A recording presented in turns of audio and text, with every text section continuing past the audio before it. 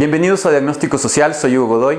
El día de hoy vamos a conversar sobre esta problemática en el Ecuador de las muertes en las cárceles de los privados de libertad. Nos han pedido mucha información de este tema en el exterior, en otros países, y la gente está interesada en saber por qué razón ocurre esto, por qué en este año 2021 más de 300 privados de la libertad han muerto en cárceles de maneras muy crueles y que prácticamente el Estado no está haciendo mucho por solucionarlo. Para ello hemos tenido la oportunidad de invitar a una persona que conoce de derecho penal, que conoce de privados de libertad, que trabaja siempre por defender los derechos de los privados de la libertad en Ecuador, quien es Norman Pérez. Así que estamos en sus oficinas. Norman, bienvenido a Diagnóstico Social. Para mí es un honor poder verte nuevamente, conversar contigo. Siempre nos ayudas a entender un poco por qué en el Ecuador es tan difícil defenderse, es tan difícil para los privados de la libertad en el Ecuador defender sus derechos humanos. Así que bienvenido al programa. Muy bien, muchas gracias Hugo por la invitación, por la apertura siempre, pues conversar temas de actualidad, temas que creo que nos incumben a todos, nos interesan a todos, siempre es interesante, ¿no? Pues así que a las órdenes, pues de aquí para conversar sobre lo que hemos topado ya. Sí, Norman, la verdad el tema lo amerita.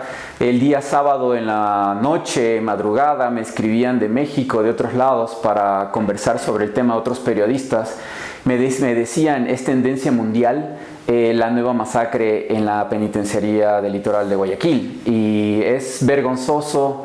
Tal vez como una persona que trabaja en comunicación, interesante tratar temas interesantes, impactantes o que te tomen en cuenta, pero doloroso como ecuatoriano el tener que hablar de esto muchas veces.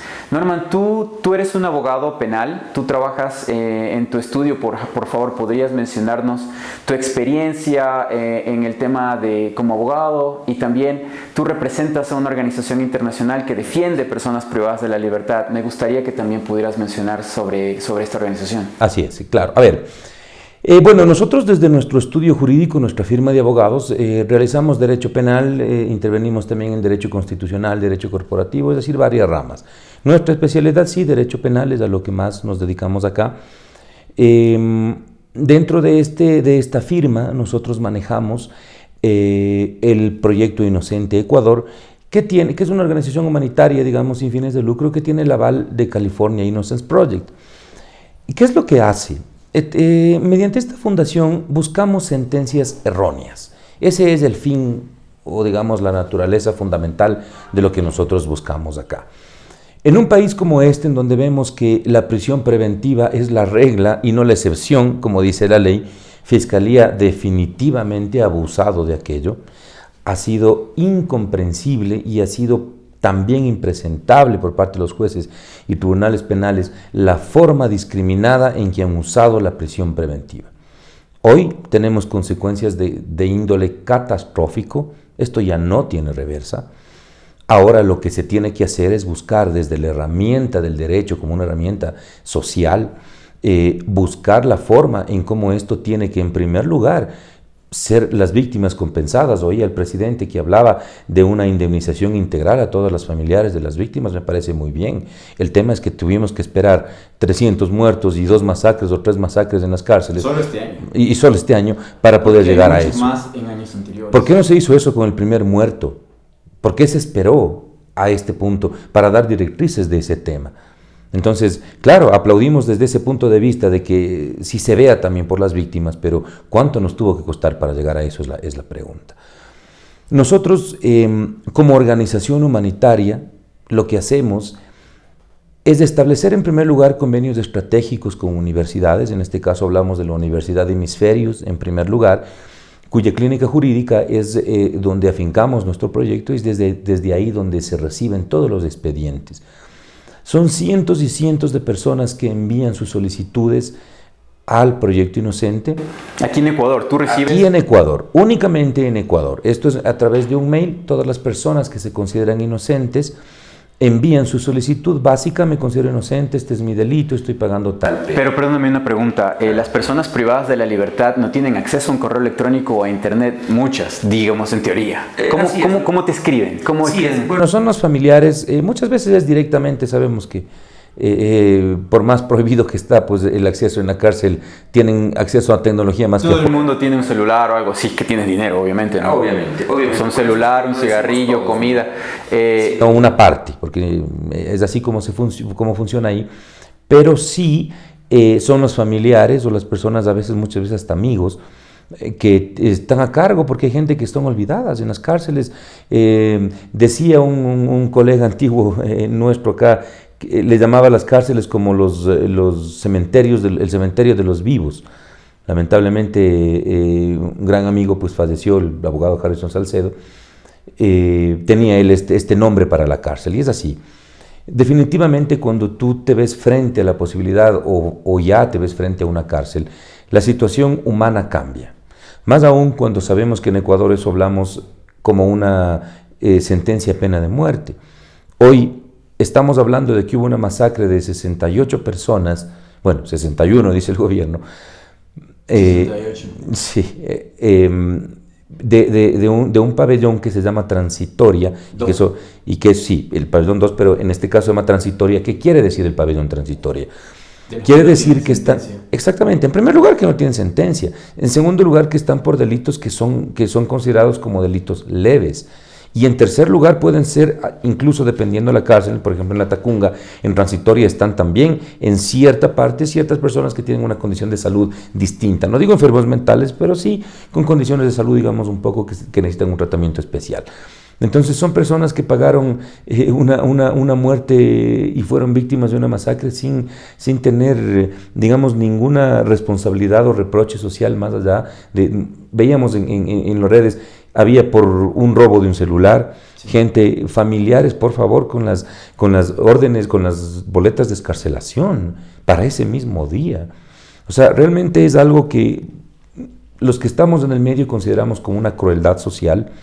Esto yo considero que ha sido definido ya por la propia legislación internacional. Los actos aquí por omisión que se han dado. Se ven en las noticias, los familiares les piden al policía parado, a los militares parados en las puertas, pero entren, miren el video, nos están mandando aquí los privados de libertad. Y esos no entraron. Alguien tiene que ser responsable de eso. Y qué bueno que el presidente hable de indemnizaciones y de reparación integral, qué bueno. Lo malo es cuánto nos costó para que él hable de eso. Es fácil decirlo porque ellos no hacen nada, pero al fin y al cabo tú y yo, el Estado, somos los que tendremos que pagar eso cuando ellos estén fuera del gobierno. Porque ellos dicen, sí, se les va a indemnizar, se hará un proceso, se verá, se organizará. Tal vez Lasso ya ni siquiera sea presidente, tal vez la que es ministra de gobierno ya no sea ministra de gobierno, y etcétera, etcétera, etcétera. Y seguimos acarreando una serie de malas decisiones, de inoperancia, de ineficiencia, pero más que nada de desidia. O sea, de falta de empatía hacia los seres humanos de estas personas que están en el poder, ¿no? Norman, tú que eres un experto en todo este tipo de temas, cuéntanos cómo son las cárceles del Ecuador. Tú prácticamente conoces todas las cárceles en el país como profesional. ¿Cómo son las cárceles? ¿Qué pasa en las cárceles de Ecuador? A ver, sí, bueno, en esa parte hay que estar claros, ¿no? El Proyecto Inocente y a la vez la firma a la que nosotros representamos nos ha permitido vivir de cerca esta situación. Hemos visto, además de vivir de cerca, hemos visto una transición. Hemos visto cuando los presos estaban como campos de concentración en San Roque. Así en los 90, hasta el 2000. Hasta el 2007, 2008. Y a partir de ahí, hoy es al punto, el famoso panóptico. Que es la peor cosa del planeta. O sea, entrar a grabar ahí, te lo digo como profesional, entrar a grabar ahí es entrar, y eso que no hay nadie, ahora es un museo. Pero entrar a grabar ahí es como entrar a grabar al mismo infierno. Así es. Se siente claro, dolor. Imagínate con el hacinamiento, imagínate con todas las situaciones que había dentro de esa cárcel.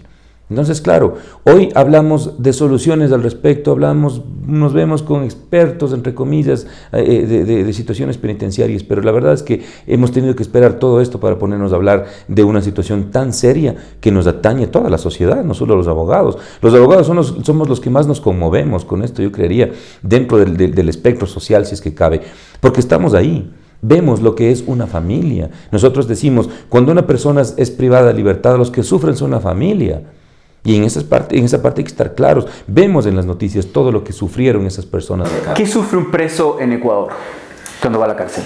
Extorsión, en primer lugar, de entrada, sin lugar a dudas. Eso es lo que tiene que hacer si quiere dormir, comer, lavarse los dientes, tener un poco de agua para bañarse. Que no lo violen. Que no lo violen es el segundo paso que debe tener.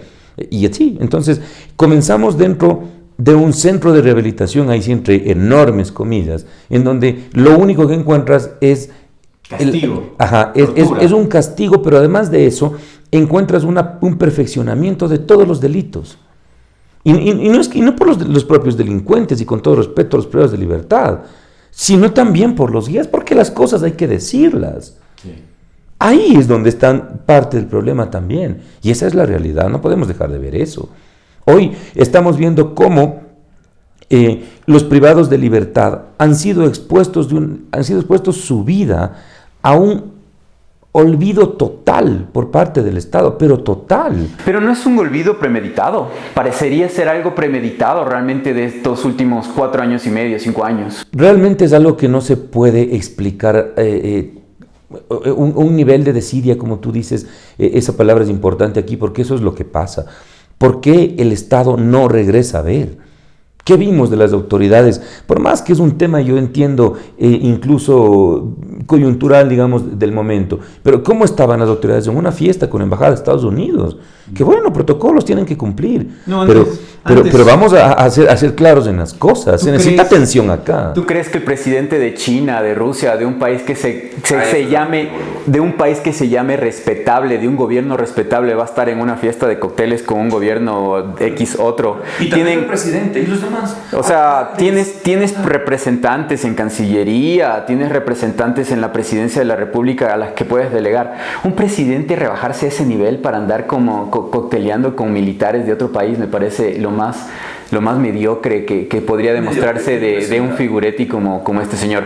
La verdad, debemos decirlo, o sea, trato de ser lo más ecuánime posible respecto a la presidencia actual, pero definitivamente hacen méritos como para decir lo que estamos diciendo. O sea, un presidente que se respete. No he conocido caso parecido. Nosotros que trabajamos en comunicación estratégica hemos ido a eventos de gala que nos invitan embajadas de diferentes países. Nuestro equipo ha estado en un montón de galas en hoteles de lujo y etcétera. Por invitación que hemos ido como productora, hemos cubierto, no debo decir gobiernos, no he visto hasta ahora que esté el presidente ahí también cocteleando y comiendo del buffet. O sea, es algo absurdo, es algo... Y en un país que está en crisis, y en un país donde el mismo presidente decide ponerlo declaró un estado de emergencia. Pero perdóname por irme, pero creo que la sangre la tenemos, ¿no? O sea, la bronca, la ira, el dolor está allí presente. Dime, ¿Cómo es defender a una persona que está en la prisión? En Proyecto Inocente, por ejemplo, ustedes que defienden estos casos de personas que parece que el aparato del Estado les cayó encima, ¿no? ¿Es fácil lograr la justicia de sacar a alguien de una cárcel? Bueno, no, para nada, ¿no? Justamente el nivel de dificultad, comenzando por lo económico, porque cuando tú contratas una firma penal para establecer un recurso de revisión o para luchar por tu inocencia, eso tiene un costo muy alto. ¿Cuánto puede sumamente alto? Puede ir desde los 10,000 hasta los 50,000 y en adelante, dependiendo de los abogados. Pero estamos hablando de personas que se robaron un celular, que cometieron, yo no sé, un error en niveles leves. O sea que por robar un celular o por algo por el estilo necesito $50,000 tal vez para salir de la cárcel en buena lid. Tal vez no por un juicio de ese tipo, pero sí vas a necesitar al menos unos $5,000, diría yo, para una firma que pueda representarte adecuadamente. Pero yo robo un celular para pagar la pensión de una niña o de un niño para que no me metan preso Y estás poniendo un ejemplo. Hablemos del que vende droga en la esquina, que en primer lugar lo hace para sobrevivir, o lo hace porque está bajo amenaza, o porque no tiene cómo dar de comer a sus hijos o de estudiar, yo qué sé. Bueno, la mayoría de sicarios, a ver, veamos por el tema de cuál es la delincuencia común dentro del asesinato y todo lo demás, pobreza. Pobreza. La única razón por la cual delinque un joven de 17, 18, 21, 23 años es pobreza. ¿Y quién es el responsable de la pobreza? El Estado. Exacto. Y el Estado no puede dejar de ver eso. La sociedad es parte de, pero el Estado es quien debe tomar las riendas de esto. No podemos seguir hablando y dejar de ver lo que, por ejemplo, pasa hoy en Guayaquil. O sea, hemos venido viendo que en Guayaquil lo que se hacía era poner la basura bajo la alfombra. Porque entonces, ¿de dónde explota todo esto? ¿Sabes qué es interesante lo que mencionas? Porque hace 2 días, el 12, se celebraron en 98 o 99 días de la masacre de Guayaquil, de la famosa, de donde viene este libro, esta novela de las cruces sobre el río Guayas, el río Daule. En Guayas siempre ha habido estos problemas. La gente piensa que la violencia es de ahora, pero mataron a más de 100 personas por pedir una jornada laboral decente de 8 horas. En Guayaquil, a los trabajadores, a los del tren, a los conductores, a los de cacao, los hacían trabajar 22 horas de un día de 24 horas.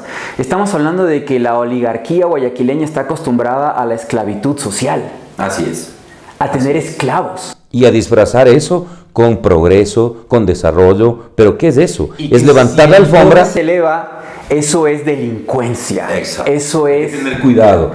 Debes cuidarte de esa persona que está peleando por sus derechos. Ten cuidado. No. ¿Sabes qué? Anulemos a esa persona, hagámosle quedar mal. Porque tú te ves frente a ¿qué? Calumnias, injurias a personas de todo tipo, en todos los niveles, incluso económicos. Pero cuando hablamos estrictamente del ámbito sociojurídico, ¿con qué te encuentras? Te encuentras con una sociedad que señala al privado de libertad, por lo que sea que haya cometido, pero no se da cuenta que el delincuente, el militar y el policía vienen de las mismas masas sociales. Son vecinos, primos, tíos, amigos, están ahí. El uno se fue para acá y el otro para acá nomás. Pero de ahí la situación es la misma. Y ponte a pensar lo que está ocurriendo ahora. Tú acabas de decir, dar en el clavo. Mataron a mi primo de una tal banda de 3 cuadras acá atrás. Le mandaron a matar por la razón que sea. Yo, un muchacho de 20 años que sé manejar un revólver, porque crecí desde los 12 años manejando armas, me voy a quedar tranquilo. Cuando yo sé que no puedo ir a la justicia, a un juez, para decirle, vea, este es el asesino de mi primo con el que me crié, porque no hay justicia para esta persona. Entonces, ¿qué hago? Voy con el arma y le pego un tiro a él. Y si está el primo, le doy también al primo, o qué sé yo. Y de ahí se genera este proceso en el cual estamos en este momento, que la sociedad en general no lo ve. ¿Crees tú que la solución para poder tener paz para los del Guayas, sobre todo en este momento, con toda esta guerra que existe social, el problema es que no hay un verdadero sistema de justicia en el cual las personas puedan lograr justicia por sus muertos, por sus heridos, por sus violados, por sus asesinados? Al no tener jueces correctos, justos, al no tener una fiscalía adecuada, etcétera, etcétera, etcétera, al saber que no tengo cómo yo ir por justicia, lo que hago es tomar justicia por mano propia. ¿No será eso lo que está pasando? Seguramente no, eso es parte de... Es una reacción social a la falta de seguridad jurídica. Porque para pedir justicia también necesito plata. Eso te iba a decir. Lo que pasa es que tú te ves, cuando estás en un juicio penal, te ves frente en primer lugar a que la sabiduría social te dice, si no tienes plata te vas a quedar preso. Y si no tienes plata, hay abogados que se prestan para esto, para el juez, para esto, para el otro, es peor. Entonces, la administración de justicia es quien tiene realmente en sus manos generar alguna especie, digamos así, de control social adecuado, no mayor ni menor, sino adecuado, preciso. ¿Por qué el privado de libertad que se robó un celular está preso 5 años, cuando pudo haber estado 1 y los otros 4 pudo haber cumplido una pena fuera de la cárcel en términos sociales, educativos? ¿Qué es lo que se hacía? Porque hace 8 años tú tienes ahora sí cárceles en donde hay privados de libertad que hoy son abogados, que hoy son arquitectos, que hoy son ingenieros. Esto es lo que pasa, eso es lo que pasó hoy. Hoy está destruido. Eso es lo que se hizo, sí, en el gobierno anterior. ¿Cómo entonces pasas de San Roque a la Tacunga? Y ahí no había todo lo que hoy hay. ¿Por qué pasa eso?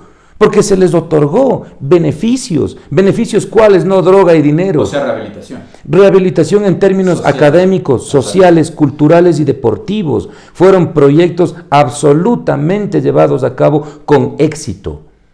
Hay privados de libertad graduados, Hugo, y eso hoy se destruye. Eso es lo que hoy lo que tú ves, es lo contrario.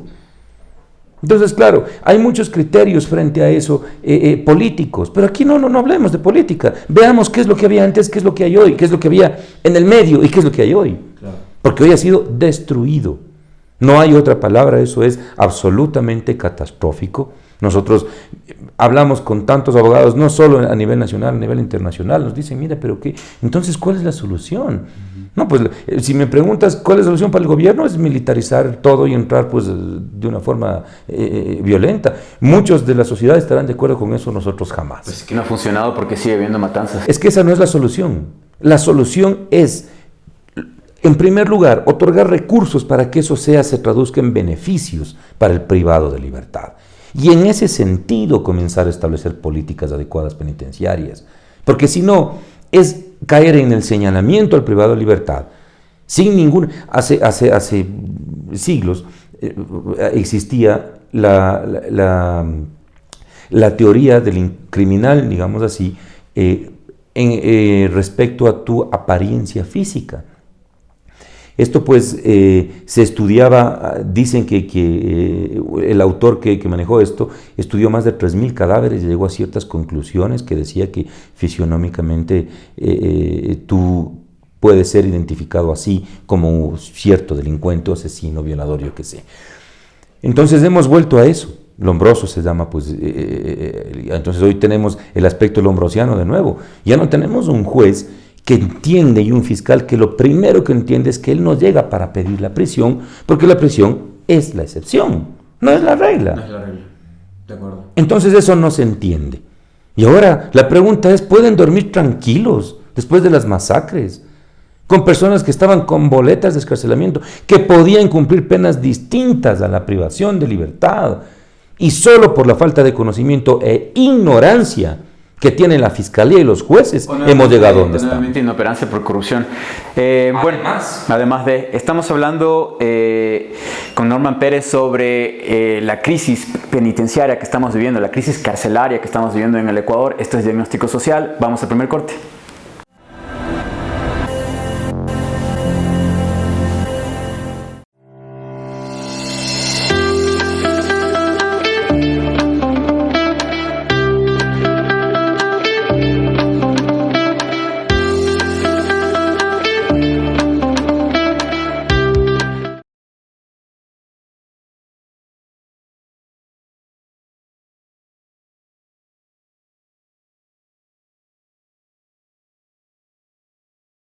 Segundo bloque de Diagnóstico Social. El día de hoy estamos hablando sobre la crisis carcelaria que vive el Ecuador, de la muerte, asesinato de tantos privados de la libertad en el país, que ha conmocionado al mundo y también nos tiene a los ecuatorianos absortos y sin saber las respuestas del por qué pasa esto. Para ello tenemos la maravillosa oportunidad, la grandiosa oportunidad de conversar con un experto en Derecho Penal en el Ecuador, que también es director de una fundación, de una organización que lucha o que defiende a los indefendibles o los que no tienen quien los defienda, quien es Norman Pérez. Así que Norman, seguimos conversando sobre esta situación de indefensión de muchas personas privadas de la libertad. En el Ecuador se dice que quien está preso es quien es pobre, quien no tiene quien lo defienda. Muchos casos ya famosos y sonados tienen prisión domiciliaria, tienen medidas cautelares, medidas no de cárcel, sino sustitutivas. No soy abogado, así que no sé mucho del tema, pero entendemos y sabemos que quien tiene los recursos puede encontrar formas de hacer valer sus derechos. En el caso de los privados de libertad que no tienen recursos o dinero, ¿quién los defiende a ellos? ¿Cómo funciona el sistema legal ecuatoriano para defender a esas personas? ¿Existe el abogado público, se puede decir? Sí, no. Bueno, el abogado público es una figura que existe y existirá siempre. Los abogados públicos son abogados de expertos en el área, en cada área en la que se desarrolla. Por supuesto, trabajan para el Estado y principalmente tienen un nivel de experticia bastante alto, porque manejan casos todos los días, en audiencias todos los días, y no una, no dos, no tres, sino varias en un solo día. Entonces, mal hace muchas personas o muchos colegas en menospreciar a la Defensoría Pública, porque es todo lo contrario. Realmente son abogados que tienen una altísima capacidad profesional. ¿El defensor del pueblo es el que se encarga de defensor defender público? estos casos? No. Ah, ok, El defensor ok. público. La Defensoría del Pueblo son es otro. distintas. Ajá. Defensoría Pública es los abogados, digamos, para la gente que no tiene. ¿Ellos están adscritos a un ministerio? ¿Cómo funciona esto? Bueno, ellos tienen su propia, es una unidad autónoma que se llama Defensoría del Pueblo, igual que que se llama Defensoría Pública, e igual que la Defensoría del Pueblo. Confunde un poco, porque Así hay es. todas organizaciones. Así es, Pero a mí justamente. Me han comentado que es muy difícil que estos abogados puedan hacer un buen servicio, un buen trabajo. Me pregunto esto porque obviamente algo está pasando, porque mucha gente pasa en las prisiones años sin poder tener una sentencia, sin tener quien revise sus casos, y estamos hablando de no una, sino de miles, de 50,000 personas. Entonces, ¿por qué no funciona? Dices que son abogados que sí son buenos, que son expertos, pero por otro lado, en cambio, no vemos esa expertise en la gente defendida. ¿Estos abogados del servicio público que defienden a personas privadas de la libertad pertenecen a una institución pública, a un ministerio? No, es una entidad autónoma, Defensoría del Pueblo, así como la Defensoría Pública, así como la Defensoría del Pueblo, es igual que la Defensoría Pública. Traba un poquito porque parecen Exactamente, son iguales. dos. Sí, y claro, las funciones son muy distintas. El de la Defensoría Pública es únicamente patrocinio de personas que no tienen recursos, y la Defensoría Pública pues del Pueblo tiene atribuciones incluso políticas, ¿no? Claro, es más mediática, sí, podría ser, ¿no? sus atribuciones, digamos, hay en países en donde la Defensoría Pública se considera con atribuciones infinitas. Es decir, que existe una discusión, ¿no? El defensor del pueblo puede revocar una sentencia de un juez, por ejemplo. Entonces hay escuelas que te dicen que sí, hay otras escuelas que te dicen que no. Los que pensamos que sí, entonces ¿para qué está? El defensor del pueblo puede entrar, como se dice vulgarmente, pateando al perro en un allanamiento a una discoteca, un lugar en donde se esté cometiendo. Claro, para eso justamente Esa la es la figura atribución Exactamente. del defensor del pueblo. Pero estos abogados que defienden casos de personas que no tienen dinero para pagarse un abogado, ¿cómo acceden los presos, los privados de libertad? ¿Cómo acceden a este derecho, a este servicio? A ver, cuando una persona es privada de su libertad, es puesta a órdenes de un juez penal.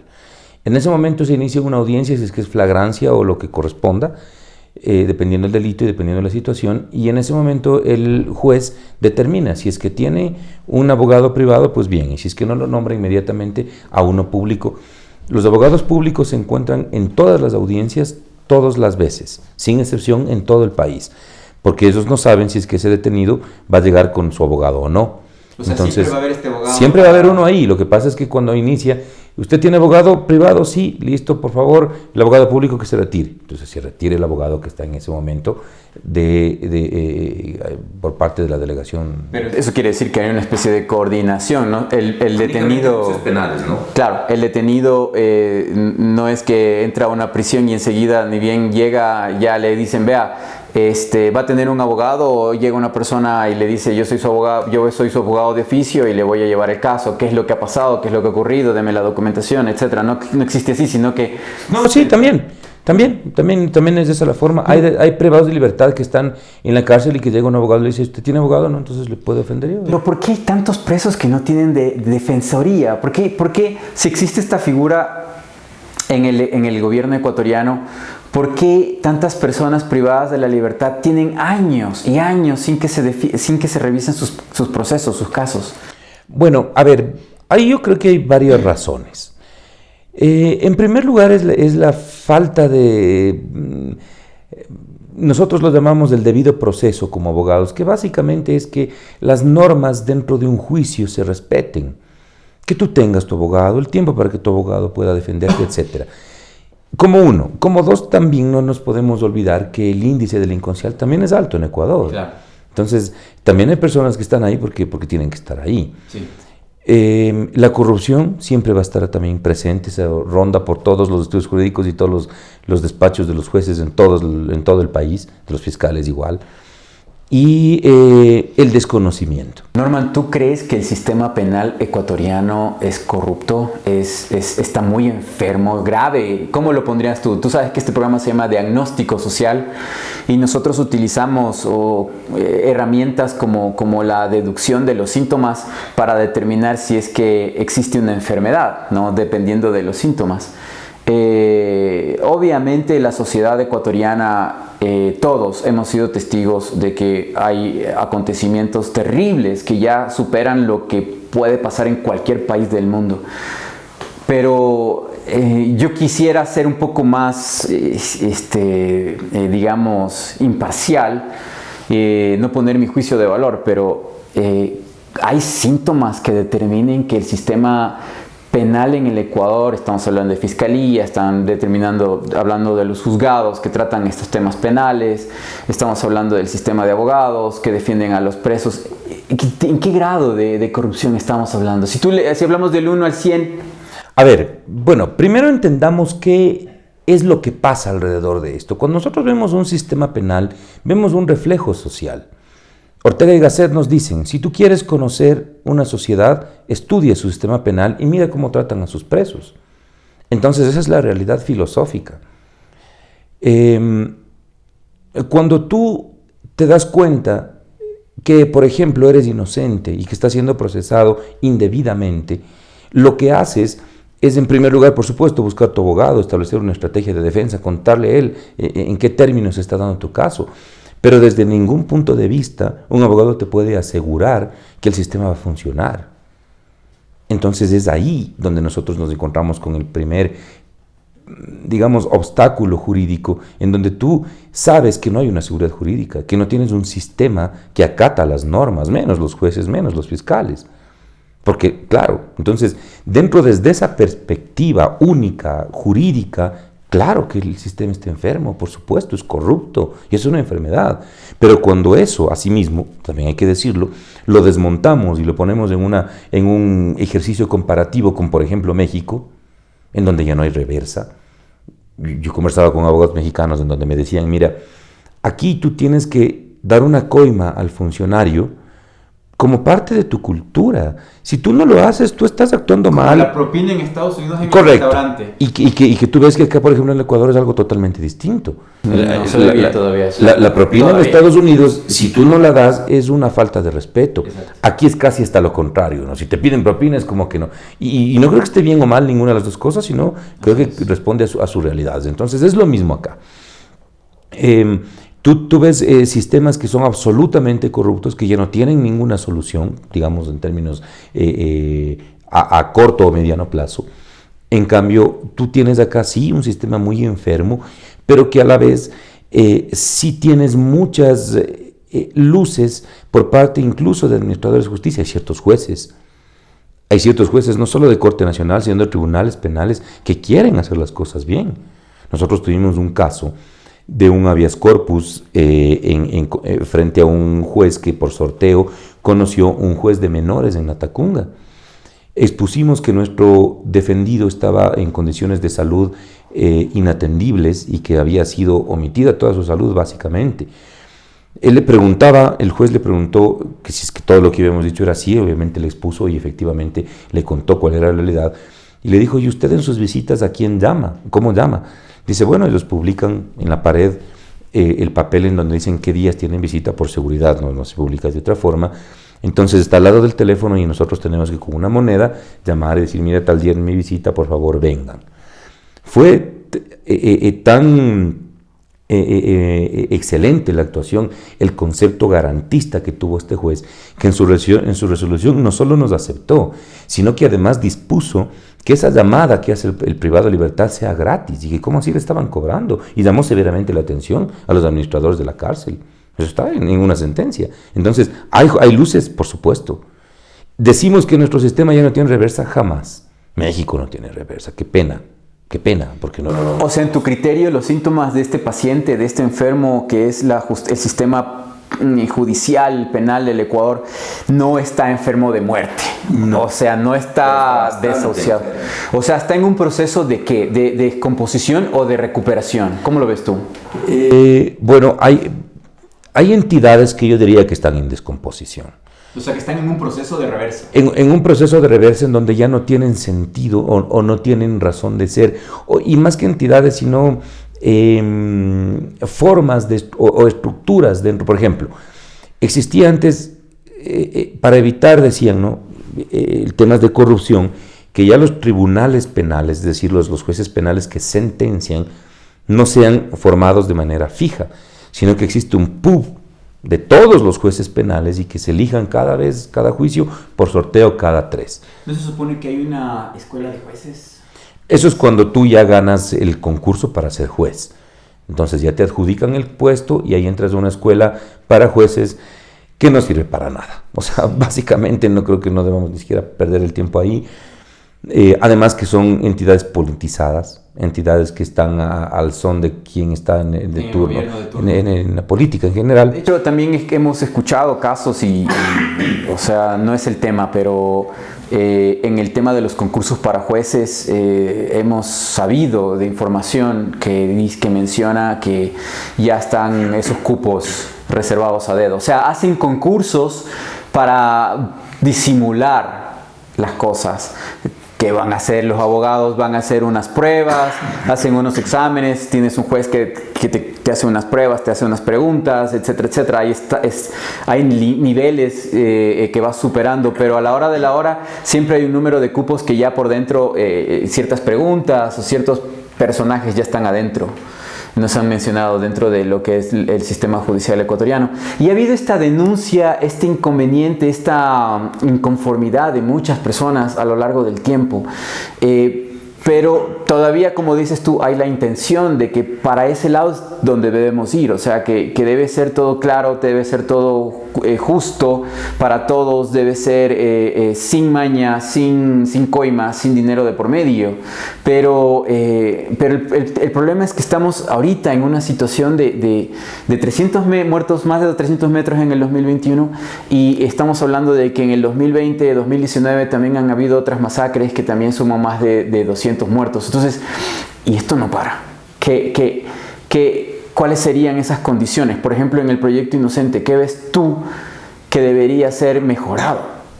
Bueno, desde el proyecto Inocente nosotros hemos presentado varias veces varias propuestas, no solo a nivel nacional, sino también a nivel de Corte Interamericana de Derechos Humanos. Hemos venido actuando y solicitando a nombre de privados de libertad y de país y como organización, digamos así, la intervención de ciertas situaciones ahí. Porque sí, consideramos nosotros que el derecho es la herramienta. Y que sí, últimamente, hace 2 semanas creo, la Corte Constitucional emitió una sentencia muy importante respecto a cómo los jueces deben motivar sus sentencias. Y eso cambió las reglas del juego. Y sí, nos deja ver una nueva luz, nos deja ver que sí, existe un nivel de conocimiento alto, excelente en nuestros jueces constitucionales y están tratando de mejorar desde ese punto de vista. ¿Tú crees que la Corte Constitucional actual, que ha sido muy cuestionada, que le dicen la 10/20, esta Corte Constitucional está haciendo una de cal y una de arena, o realmente todas son de cal? O sea, ¿realmente están trabajando? Bueno, yo creo que es una de cal y una de arena.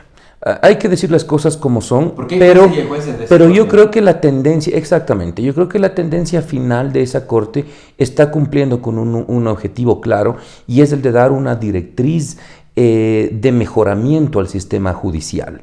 Yo creo que por ahí al menos un camino sí hay. Sería absurdo pensar que el doctor Hernán Salgado Pesantes, doctor Ramiro Ávila, por decir 2 nombres que realmente son eminencias en el derecho, eso no se puede discutir, esto no es un tema político. Sería impensable que ellos no estén haciendo su trabajo, que ellos no estén viendo esto hacia dónde va. Ha habido cuestionamientos, por supuesto, ha habido errores. La sentencia de no dar a los médicos los nombramientos fijos, los nombramientos, sino dejarlos en profesionales, por ejemplo, también es algo que llamó la atención mucho a la Corte. Pero, sin embargo, creo que hay un camino a donde se está yendo. Se debe otorgar beneficios, se debe otorgar recursos por parte del Estado para manejar un sistema penitenciario y en función de eso poder establecer nuevos parámetros para los guías penitenciarios en primer lugar, que yo personalmente, y desde la experiencia de Proyecto Inocente y desde la experiencia del Lex Concept, que es mi firma de abogados, de la cual también dirijo, vemos que es el principal problema, es los guías. ¿Cómo entras tú a la cárcel? Sí, justamente eso te quería preguntar, porque aquí el problema, para terminar este bloque, aquí el problema que si dices ingresan tacos de dinamita, ingresan ametralladoras, ingresan armas cortopunzantes, o sea, cuchillos, revólveres, etcétera. Pero, ¿cómo es? Yo te había preguntado que si conocías las cárceles. Tú como abogado, ¿cómo ves tú cuando entras a la prisión y también cómo entran los familiares de los privados de libertad? ¿No hay controles? ¿Hay controles? ¿Qué está pasando en las puertas? No, por supuesto que hay controles. Hay desde 6 perros pastores alemanes que te reciben, aparte del cuerpo de policías que está ahí. Tienes que dar tu carnet de abogado, tienes que sacar todo lo metálico, poner ahí, entrar en un túnel como en los aviones donde te registran, después te sientas en un detector de metales si no tienes en tu cuerpo metalizado, tienes que poner el sello, esperar a que llegue la canastita con tus cosas, te vuelves a poner tus zapatos, tu correa. Igual o más que un aeropuerto. Mucho más que un aeropuerto. Y eso solo para entrar. Y de ahí, si tú quieres ir al pabellón de máxima seguridad, son 5 o 7 filtros más. Y así. Entonces, hay que estar claros en que entonces, ¿cómo entra? Es imposible que una persona que haya entrado allá llegue con algún tipo de contrabando. La pregunta es entonces, ¿cómo entra? Y la respuesta son los guías, porque entonces, ¿quién más? O sea, hay que estar claros. Yo no digo que todos, ni mucho menos, pero sí tenemos un efecto aquí que ha sido digno de estudio en otros lugares, en donde tú tienes guías penitenciarios que por actos de corrupción fueron sentenciados y que no solo es que pagaron su pena, sino que formaron una de las bandas delincuenciales que hoy está en medio de toda esta guerra de delincuentes, que es los Tiguerones. Son ex guías penitenciarios. Entonces ese efecto... No tengo yo un ejemplo hoy a la mano, no digo que no sea porque no sé, pero no tengo un ejemplo en un país en donde eso haya pasado, en donde ya los guías penitenciarios han formado su brazo criminal armado. Ajá. Que saben del manejo del contrabando dentro de prisiones. Asimismo hay muchos guías que también han hecho un buen trabajo y que han sido amenazados, asesinados, extorsionados. Entonces es un sistema que te traga. Justamente tuvimos el caso de una directora de un centro penitenciario que hace 7 años fue asesinada. No sé qué pasaría con este caso específico, pero la investigación determinaba que había una serie de cosas extrañas con justamente guías penitenciarios y etcétera, etcétera. Y nos topamos con este tema de que el que es justo, el que es correcto, el que quiere hacer las cosas bien, corre peligro su vida y corre también peligro la vida de sus seres queridos. Entonces a veces es dejar hacer simplemente por mi seguridad. Por eso te preguntaba si nuestro sistema judicial penal todavía tiene soluciones y qué soluciones podrían desarrollarse o introducirse en el sistema para que podamos tener un verdadero sistema de rehabilitación, ¿no? ¿Rehabilitación de qué? De la pobreza, de la violencia, de la discriminación que sufren las personas, la mayoría de ecuatorianos pobres en las prisiones, ¿no? Por ejemplo, te hago esta pregunta. Los que están privados de libertad, ¿qué nivel de educación tienen, por ejemplo, en tu experiencia? Bueno, en su gran mayoría la escolaridad es bajísima. Sí nos encontramos con un grupo importante de privados de libertad que no saben leer, que no saben sumar. Entonces, no digo que son la mayoría tampoco, pero sí hay un grupo ahí importante. Yo creo que finalmente esto es lo que todo está conectado. Desde la pobreza, rehabilitación para la pobreza no hay, rehabilitación para la miseria no hay. Se llama justicia social, sí. Redistribución de la riqueza son otros temas, pero... Así es, pero ya desde el punto de vista estrictamente social, pues eso no pasa. Yo sí considero claramente que la solución está en cómo los jueces comiencen a partir de aquí, a partir de que se han visto frente a una necesidad de controlar mejor la prisión preventiva, por ejemplo. Oía a la fiscal general Diana Salazar que ya pedía a los fiscales que sean un poco más mesurados, por decirlo así, respecto a pedir la prisión preventiva. Insisto, eso está bien, hay que aplaudir también, pero ¿cuánto tuvo que pasar? ¿Y qué tuvo que pasar? ¿Y cuántas muertes tuvieron que haber para que eso se dé una directriz clara por parte de Fiscalía? Hoy vemos que Fiscalía, mediante la cabeza que tiene Fiscalía General, pues se ha visto ante la necesidad de direccionar de una forma distinta a sus propios fiscales a nivel nacional. ¿Por qué? Porque ven cuál es el resultado de que una persona puede estar detenida. Es extravagante el tema de hablar de la fiscalía, ¿no? Cuando tienes a un Lenny Moreno, una María Paula Romo libres, cuando tienes personas que directamente tienen responsabilidad con tráfico de armas, que tienen temas de contrabando, de cuentas en paraísos fiscales, enriquecimiento ilícito, y van y vienen de Ecuador por avión y nadie les dice nada, y tienes un ser humano que en cualquier momento va preso a la primera, ¿no? Entonces, y hay casos. Nosotros hicimos un reportaje, un programa especial con el abogado que manejó el caso del defensor del pueblo, y te pregunté bastante sobre el defensor del pueblo justamente porque conocemos ese caso, que me parece que incluso el habeas corpus se lo negaron. Este es el segundo bloque de Diagnóstico Social. Estamos hablando sobre el sistema penal en el Ecuador. ¿Te parece si hablemos de un poquito de algo un poquito más agradable? El siguiente bloque hablemos sobre lo forense, la ciencia forense, para ver si nos puede ayudar a determinar quién puede, si alguien es culpable o no. Esto es Diagnóstico Social. Volvemos al corte.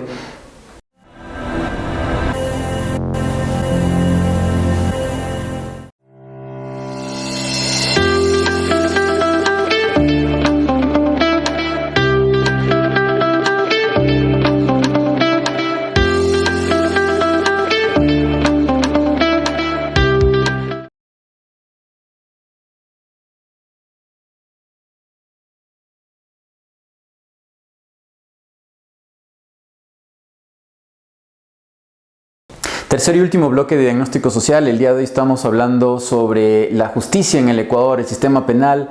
¿Por qué razón tenemos esta crisis que a nivel mundial nos está dando tanta vergüenza, dolor y pena? Y para ello estamos en las oficinas del Proyecto Inocente Ecuador, en las oficinas también del doctor Norman Pérez, quien nos está informando, nos está explicando mucho de cómo funciona todo esto, porque él tiene muchos años de experiencia en el campo de lo penal y también de lo constitucional. Norman, ¿cuántos años tienes más o menos trabajando como abogado en estas áreas?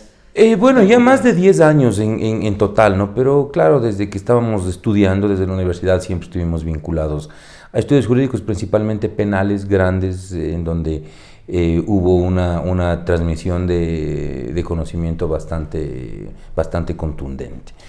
Norman, para esta entrevista tú me habías comentado que en estos últimos años se tienen nuevas técnicas y nuevas herramientas científicas objetivas para poder determinar quién es culpable y no en un juicio, ¿no? En un tema penal, sobre todo, donde se determina tus próximos 30 años de vida, si estás preso o no. Y tú me comentabas que ha cambiado mucho, por ejemplo, la situación hoy en día en juicios, por ejemplo, con pruebas objetivas como el ADN. ¿Cómo es el tema hoy en día? ¿Y Ecuador tiene estas herramientas también? Esa es una pregunta que me gustaría hacerte. Sí, no, Ecuador está dotado de esto, no te digo plenamente dotado, pero está dotado como para hacer una investigación seria desde la parte científica. ¿Qué es lo que pasa? El ADN es una prueba irrefutable, es una prueba cuya evidencia científica no cabe ninguna duda. Lo que está ahí es, y eso no se puede, y no está en discusión en los últimos 50 años casi. En Estados Unidos, con esta contundencia, lo que se hace es que se introduce como un valor probatorio al ADN y se lo convierte efectivamente en prueba. Esto ocasiona que el 40% aproximadamente de los privados de libertad en Estados Unidos sean liberados. Y no solo liberados, sino que también se identifique quién sí fue, porque el ADN te permite ir hasta allá. En Estados Unidos, donde existe la pena de muerte. Donde existe la pena de muerte. ¿Cuántas personas probablemente pudieron haber sido asesinadas por el Estado en cuestión donde hay pruebas de muerte, condenas de muerte, y esa persona, como no tenía lo del ADN, simplemente lo juzgaron por el aspecto delincuencial de su rostro, cráneo o cuerpo o piel, y a veces muchos culpables están libres, ¿no? O sea, el sistema subjetivo versus el sistema objetivo que tenemos hoy, ¿no? Tú me mencionabas que hay dos tipos de condiciones o de ideas dentro del sistema penal o de la investigación como abogado penal. Así es. Bueno, es un tema probatorio. La criminalística y la criminología. La criminología es el estudio de la mente del criminal, es la mente muchas veces enfermo mental. La criminalística se basa en los hechos, en los vestigios, en la bala, en la sangre, etc. Lo que hace Batman. Exactamente, la Baticueva está ahí. Justamente pues de eso lo que hoy cada vez se ha ido incorporando. Asimismo, hace no creo que sean más de 10 años, se construyó y se hizo, digamos, el centro del Servicio Nacional de Medicina Forense de la Policía Nacional, aquí en la Mariana de Jesús y Occidental. Ese es un laboratorio muy avanzado, con tecnología bastante avanzada. Ellos tienen, por ejemplo, el maletín de huellas dactilares, que eso había solo en Estados Unidos, que es literalmente lo que tú ves a un forense que llega con un maletín, pero ese maletín contiene un montón de reactivos químicos que pueden hacer muchísimas cosas en una escena del crimen. Eso aquí no había. Eso es algo que es una tecnología de punta y que además es muy costoso, sumamente costoso. O sea, cada vez menos, ¿no? Cada vez menos, obviamente, la tecnología permite accesibilidad. Para tú poder levantar una huella digital de un auto, por ejemplo, un reactivo de esos cuesta alrededor de $5,000, $3,000 cada uno.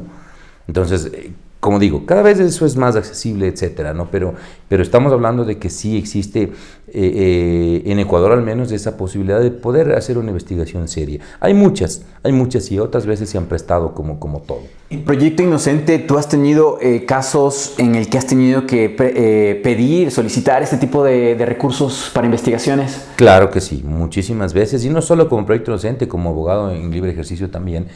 Eso es común. Ahí es donde se hacen las pericias, digamos, es un lugar en donde los informes periciales que son emitidos ahí gozan de credibilidad por ser tecnológicamente avanzados y por ser de la policía, digamos, ahí tienen un nombre en donde ellos se cuidan mucho. La policía se cuida muchísimo de esto, hay de todo, obviamente, pero conozco peritos que son muy capaces ahí. Y lo que más me llama la atención a mí de la parte criminalística pericial es que hoy los peritos del policía principalmente conoce de litigio penal, sabe qué le deben preguntar, qué no debe contestar, etcétera, y eso es algo muy importante, porque eso nos da seguridad jurídica, obviamente, por parte de la prueba pericial. El Proyecto Inocente tiene actualmente un convenio con una empresa privada totalmente que se llama ECIF, Equipo Científico Interdisciplinario Forense. De Ecuador. Es una empresa que tiene alrededor de 8 peritos, todos son calificados expertos con muchísima experiencia en esto, psicólogos, antropólogos, genetistas, etcétera. Y ellos prestan sus servicios gratuitos a los casos que nosotros analizamos como Proyecto Inocente Ecuador.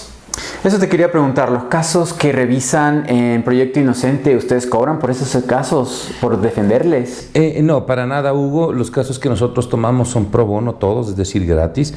Tenemos incluso peritos, una empresa de peritos que se llama ECIF, Equipo Científico Forense, que presta sus servicios de manera pro bono para periciar, digamos, nuevamente las pruebas que nosotros consideremos que están inconsistentes.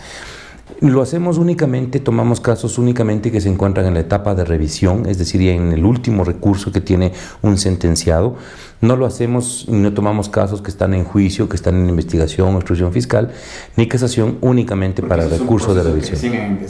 Son procesos que están todavía ahí y que además pues el Proyecto Inocente Ecuador tampoco tiene toda esa capacidad, digamos, como para asumir, ya quisiéramos, ¿no?, patrocinar como si fuéramos la Defensoría Pública acá, pero no es posible. Nos limitamos únicamente al recurso de revisión y más que nada no está en juego únicamente nuestro criterio, sino trabajamos con la prueba técnica, que son peritos altamente capacitados en esto. ¿Por qué lo haces? ¿Por qué defiendes a personas que no conoces? Bueno, en mi caso personal, yo me inspiré en el trabajo que viene haciendo el director de California Innocence Project, que es Justin Brooks. Justin Brooks es un abogado de California que ha sido nombrado varias veces como abogado del año por el trabajo que tiene. Ha sido nombrado últimamente, inducido al Salón de la Fama de Derechos en Tijuana. Es decir, tiene muchísima trayectoria alrededor de Inocentes y fue el fundador de esto. Yo hice una maestría en San Diego respecto al litigio penal y es ahí donde lo conocí. Él fue mi profesor y me comentó que el último país que le faltaba que tenga un Proyecto Inocente era Ecuador, porque todos los demás tenían. Y te envió con esa mochila. Así es. Entonces venimos acá pues y como digo, inspirados en ese trabajo, en algo muy noble, buscando simplemente pues hacer justicia, hacer un aporte para esta sociedad. Y que obviamente pues el prestigio por excelencia de tu abogado, que es liberar a un inocente, pues no más aún si es pro bono. ¿Has logrado el 100% de liberar tus casos en Proyecto Inocente Ecuador? Bueno, en Proyecto Inocente Ecuador tenemos únicamente 2 casos, los 2 están todavía en proceso.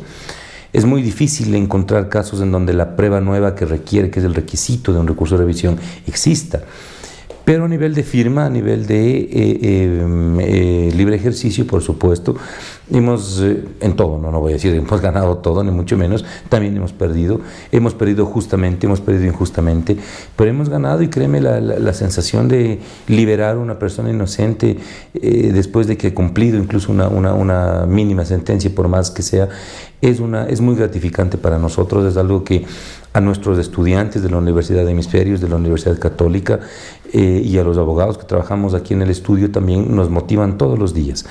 Consideramos que liberar inocente es la razón por la que hemos estudiado, los que hacemos esto y estamos de derecho penal, es eso. Liberar a una persona es realmente la naturaleza de nuestra gestión, digamos así, ¿no?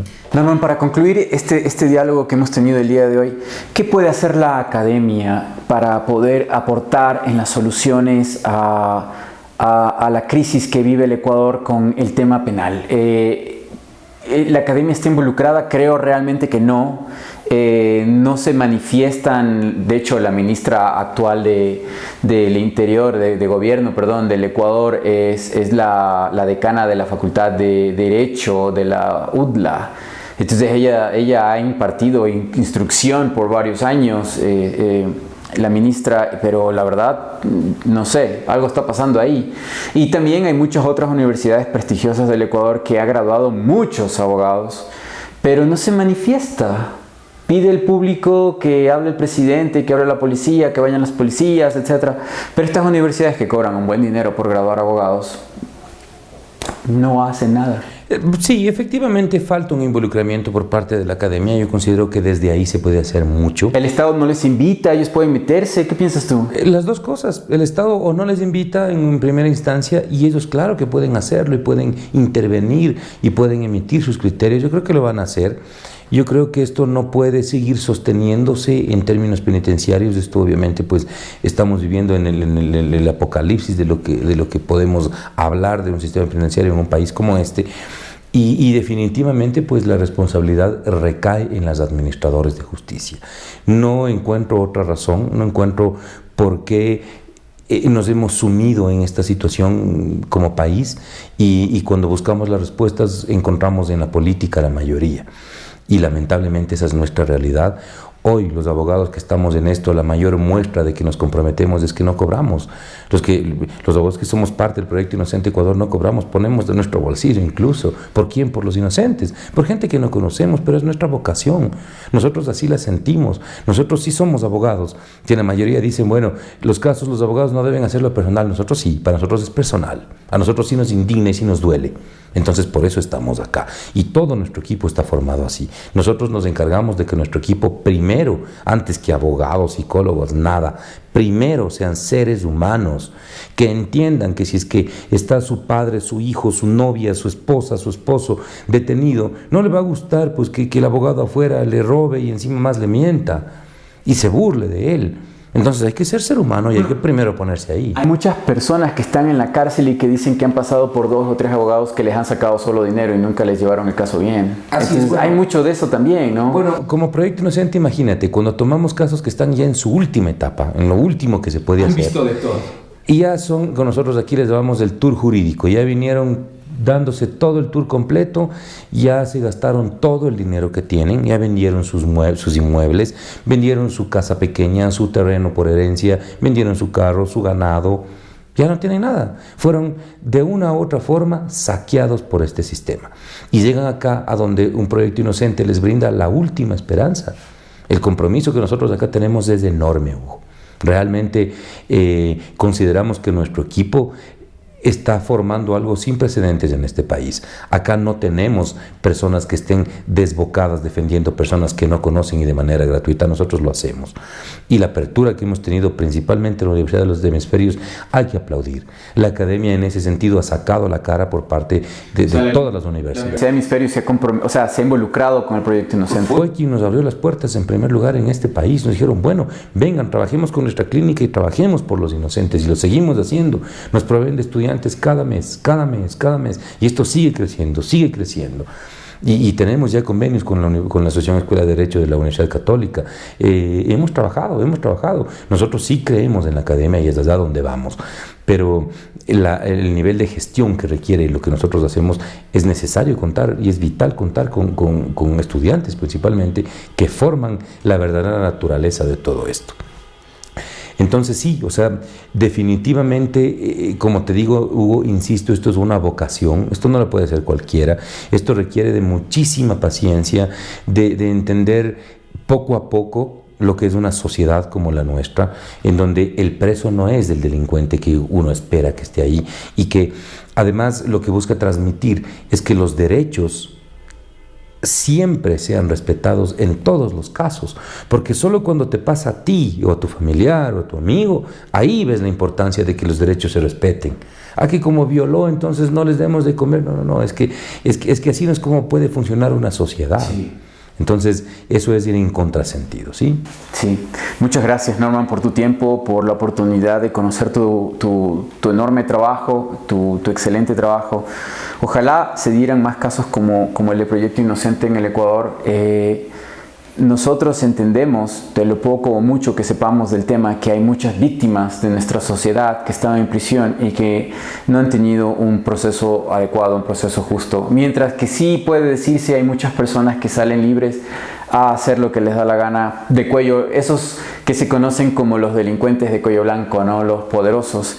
Y por eso tal vez creo yo que la gente se equivoca y se confunde y dice, como el de cuello blanco se fue robándose los millones y destruyendo a mi país o robándonos como en el feriado bancario, por lo menos de estos sí los agarramos y con estos nos vengamos. Pero esa no es la solución, esa no es la manera como debemos hacer las cosas. Unos no deben pagar los crímenes de otros, ¿no? Esto ha sido todo por hoy, el día de hoy en Ecuador, en este programa. Esperamos que como público ustedes puedan opinar, también puedan enviarnos sus correos electrónicos, estamos dispuestos a contestarlos todos y bueno, nos vemos en una próxima oportunidad. Gracias por ver Diagnóstico Social.